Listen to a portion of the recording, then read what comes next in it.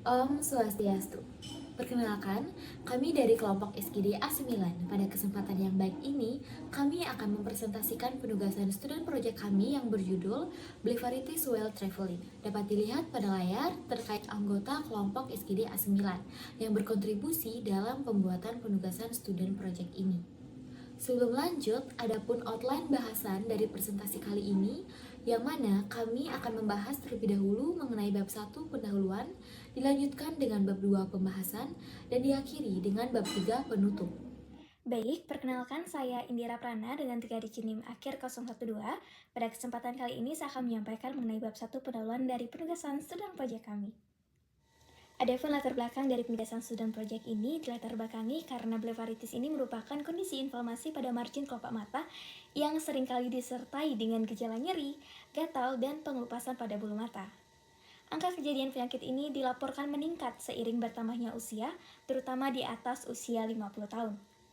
Pada umumnya, penyebab dari blefaritis cukup bervariasi, tergantung pada akut ataupun kronis dari penyakit tersebut. Faktor penyebab lainnya terjadi blefaritis ini meliputi infeksi bakteri, kondisi kulit seperti rosai dan seborrheic dermatitis, dan gangguan kelenjar meibomian.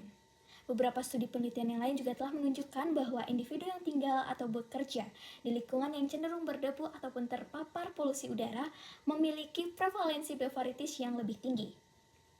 Faktor-faktor yang tidak diatasi dengan baik dapat memunculkan gejala seperti merah dan bengkak pada kelopak mata, gatal dan nyeri, pengelupasan dan pengerasan pada bulu mata, serta lensa lengket pada mata. Sehingga hal tersebutlah yang nantinya akan bisa menyebabkan blefaritis ini. Dalam menegakkan diagnosisnya perlu dilakukan secara klinis berdasarkan adanya iritasi pada margin kelopak mata dengan pengelupasan dan pengerasan bulu mata. Serta dalam penanganan nantinya dari penyakit ini perlu dilakukan dengan memperhatikan kebersihan dari kelopak mata. Oleh karena itulah, sebagai pemenuhan student project mengenai blefaritis saat berpergian, penulis melakukan kajian yang lebih mendalam mengenai topik ini, sehingga diharapkan dapat meningkatkan pengetahuan dan wawasan penulis serta pembaca. Perkenalkan, saya Pandestrisya Elvara Andari dengan 3 digit NIM akhir 205. Izin melanjutkan mengenai rumusan masalah dari student project kami. Yang pertama, apa definisi blefaritis? Yang kedua, bagaimana epidemiologi dari blefaritis? Yang ketiga, bagaimana patofisiologi dari blefaritis? Yang keempat, apa faktor resiko dari blefaritis saat berpergian? Yang kelima, bagaimana diagnosis dari blefaritis? Yang keenam, bagaimana diagnosis banding dari blefaritis? Dan yang ketujuh, bagaimana penata laksanaan dari blefaritis saat bepergian. Selanjutnya, adapun tujuan penulisan dari student project ini. Yang pertama, untuk mengetahui definisi dari blefaritis. Yang kedua, untuk mengetahui mengenai epidemiologi dari blefaritis. Yang ketiga, untuk mengetahui mengenai patofisiologi dari blefaritis. Yang keempat, untuk mengetahui faktor resiko dari blefaritis saat berpergian. Yang kelima, untuk mengetahui cara diagnosis dari blefaritis. Yang keenam, untuk mengetahui diagnosis banding dari blefaritis. Dan yang ketujuh, untuk mengetahui penata laksanaan dari blefaritis saat berpergian. Kemudian manfaat penulisan dari student project ini yaitu manfaat teoritisnya sarana dalam memberikan sumbangan pemikiran dan informasi kepada pembaca mengenai blefaritis saat berpergian dalam keilmuan yang lebih luas. Sekian dari saya, terima kasih. Baik, selanjutnya akan mempresentasikan bab 2 yaitu pembahasan. Baik, sebelumnya perkenalkan saya Felicia Fernanda dengan 3 digit terakhir 075. Saya izin melanjutkan presentasi di mana untuk definisi blefaritis sendiri. Peradangan pada kelopak mata disebut dengan blefaritis, di mana radang yang paling umum pada kelopak mata adalah radang pada kelopak mata dan tepi pada kelopak matanya, yang mungkin bertukar ataupun tidak dapat mencakup adanya kelenjar rambut dan juga folikel rambut. Blefaritis biasanya ditandai dengan pembentukan minyak berlebihan di bagian kelenjar di dekat kelopak mata. Tempat bakteri biasanya tinggal di kulit, di mana infeksi bakteri biasanya menyebabkan kondisi ini, dan penyebabnya adalah menyebabkan adanya peradangan, iritasi, serta kemerahan. Di mana blefaritis juga dapat disebabkan oleh kondisi kulit yang tertentu seperti Rosacea ataupun ketombe, yang di mana tidak menular dan tidak menyebabkan masalah penglihatan yang serius. Peradangan bilateral yang terjadi di daerah sekitar dasar bulu mata dan tepi telapak mata yang dikenal sebagai blefaritis anterior. Biasanya ada dua jenis utama blefaritis, yaitu blefaritis staphylococcus dan juga blefaritis seborrheic. Blefaritis dapat terjadi di segala kalangan, baik umur, jenis kelamin, dan juga ras serta etnis. Sekian dari presentasi saya, dilanjutkan oleh teman saya berikutnya. Terima kasih. Baik, izin melanjutkan. Sebelumnya perkenalkan, saya Paniko Manggisan, Pratama Putra dengan 3 digit NIM terakhir 054. Blefaritis merupakan penyakit inflamasi yang terletak pada palpebra yang biasanya diakibatkan karena bakteri ataupun kondisi lainnya. Blefaritis sendiri terjadi karena pembentukan minyak yang berlebihan dalam kelenjar yang ada di dekat dengan kelopak mata kita, di mana prevalensi ataupun insiden dari penyakit ini itu masih sangat jarang terjadi. Jika dibandingkan dengan jenis blefaritis lainnya, jenis blefaritis Staphylococcus itu sering ditemukan pada usia muda, dan juga kebanyakan pada perempuan dengan usia rata-rata 42 tahun, dan juga sering disertai dengan mata kering pada 50% kasus. Di mana blefaritis seboroik biasanya terjadi pada pria dan juga wanita pada rata-rata usia 50 tahun disertai dengan mata kering pada 33% kasus. Di mana pada blefaritis meibomian itu umum juga terjadi pada pria dan juga wanita pada usia rata-rata 50 tahun yang disertai dengan sindrom mata kering di sekitar 20-40%. Nah, berdasarkan penelitian yang dilakukan sebelumnya, ternyata blefaritis di Amerika Serikat memiliki prevalensi sebesar 37 hingga 47%. Dan menurut data dari Korean National Heart Insurance Service yang dilakukan di Korea Selatan terkait dengan prevalensi blefaritis selama 10 tahun dari tahun 2004 hingga 2013, ditemukan jumlah individu yang menderita blefaritis sebanyak 160.094 orang dengan total 43.439 pada laki-laki dan sisanya sebanyak 62.655 orang ditemukan pada perempuan. Ternyata di Indonesia sendiri belum terdapat data epidemiologi mengenai angka kejadian blefaritis.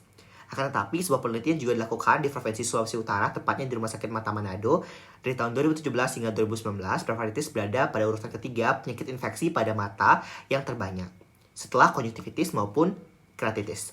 Mungkin sekian dapat saya sampaikan, akan dilanjutkan oleh rekan saya. Baik, sebelum perkenalkan, nama saya Muhammad Aziz Ilham dengan NIM akhir 220. Di sini saya akan menjelaskan mengenai etiologi dan faktor risiko blefaritis saat berpergian. Etiologi blefaritis bervariasi, mencakup infeksi akut maupun kronis. Blefaritis akut dapat bersifat ulceratif atau non-ulceratif. Infeksi bakteri, terutama Staphylococcus, menyebabkan blefaritis ulceratif. Selain itu, etiologi virus seperti infeksi herpes, simplex, dan varicella zoster juga sangat mungkin terjadi dan berkontribusi pada perkembangan blefaritis ulceratif. Infeksi ini dapat menyebabkan peradangan dan kerusakan pada tepi kelopak mata, serta menimbulkan gejala yang cukup mengganggu seperti kemerahan, pembengkakan, dan nyeri. Blefaritis non-ulceratif biasanya disebabkan oleh reaksi alergi, baik alergi atopik yang berhubungan dengan kondisi medis lain seperti eksim, maupun alergi musiman yang dipicu oleh serbuk sari atau alergen lain di lingkungan. Mungkin sekian penjelasan dari saya, akan dilanjutkan oleh rekan saya. Terima kasih. Sebelumnya, perkenalkan nama saya Niwa Luyanlayani dengan 3 digit NIM terakhir 034. Selanjutnya, faktor risiko blefaritis saat bepergian. Faktor risiko blefaritis dapat terkait dengan kondisi mata dan kulit. Kondisi yang dapat menjadi faktor risiko blefaritis adalah pertama, mata kering. Mata kering dilaporkan terjadi pada sekitar 50% orang dengan blefaritis stafilokokal. Hal ini terjadi karena pada sindrom mata kering, lapisan air mata berkurang, sementara lapisan ini merupakan pelindung mata dari bakteri. Kekurangan lapisan air mata dapat membuat mata lebih rentan terhadap infeksi bakteri termasuk Staphylococcus. Selain itu, pada disfungsi kelenjar meibum, disfungsi ini dapat menyebabkan lapisan air mata yang terbentuk menjadi terlalu cepat menguap sehingga mata menjadi mudah kering. Kemudian yang kedua, itu ada kondisi dermatologis. Kondisi kulit yang dapat menjadi faktor risiko blefaritis adalah acne rosacea dan dermatitis seborrheic.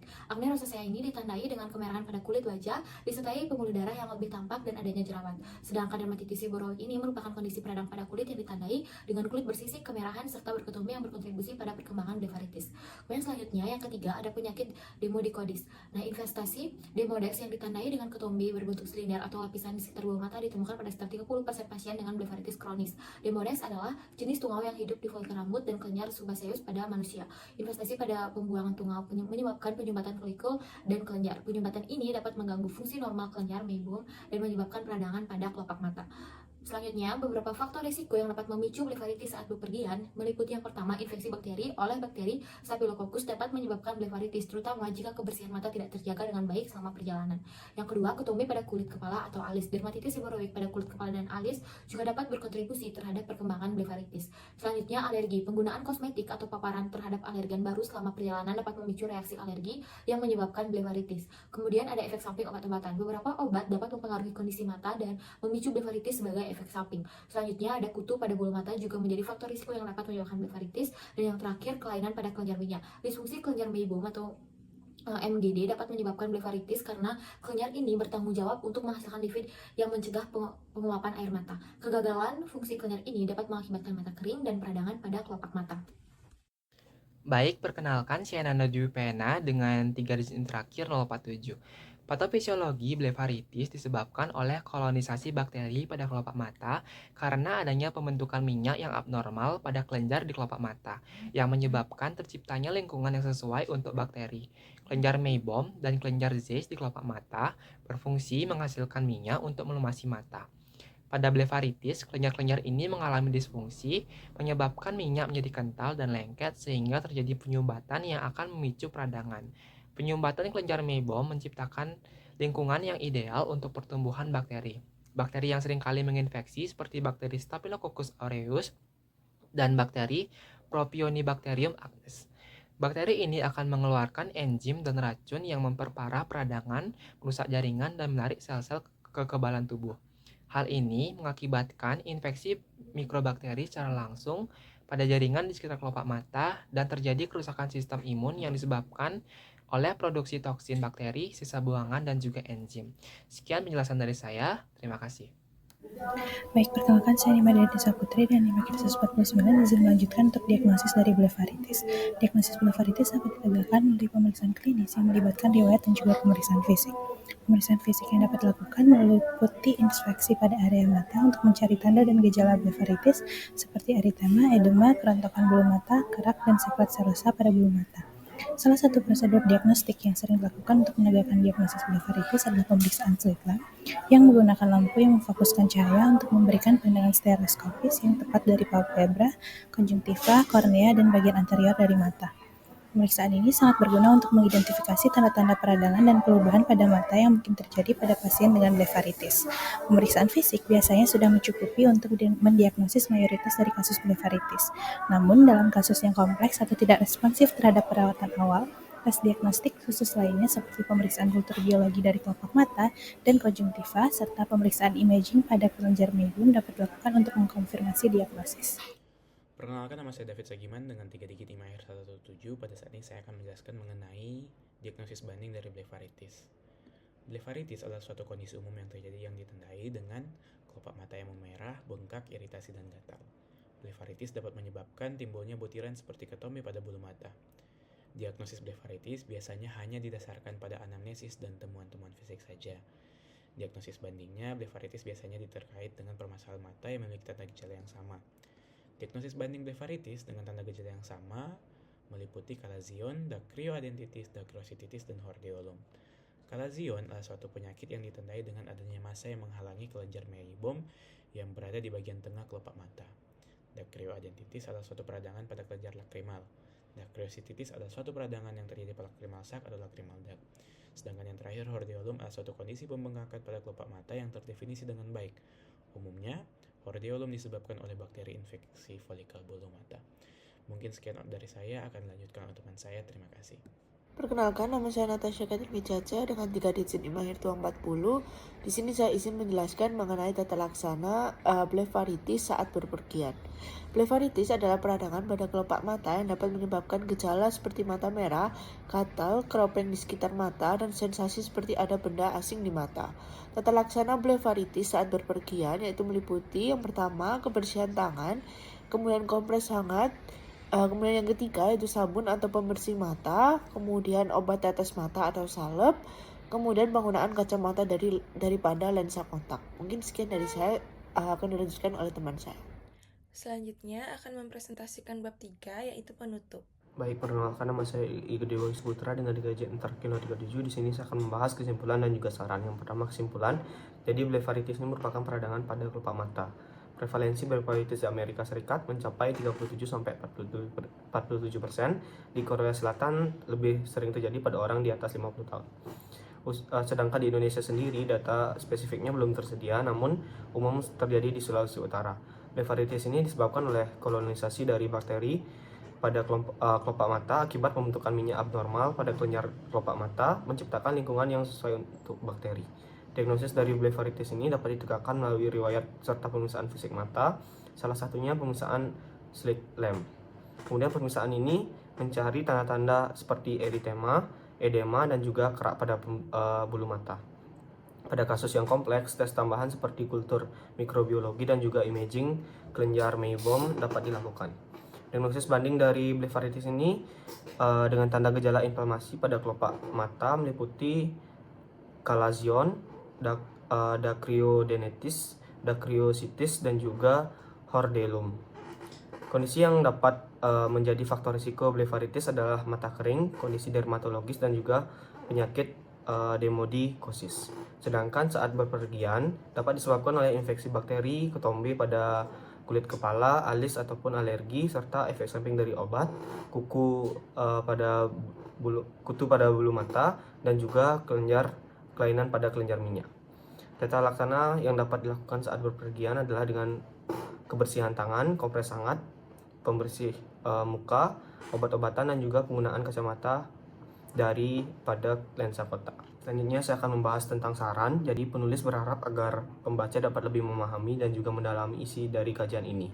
Dengan mengetahui definisi, proses patofisiologi, faktor risiko, diagnosis, serta tata laksana dari blefaritis ini, terutama saat bepergian, diharapkan pembaca dapat mengambil langkah-langkah yang tepat untuk mengelola dan juga mengurangi dampak negatif kondisi ini pada penderita. Baik, berikut merupakan referensi yang digunakan pada student project kami. Sekian presentasi dari kelompok kami ucapkan terima kasih dan saya tutup dengan Paramo Santi. Om Santi Santi Santi Om.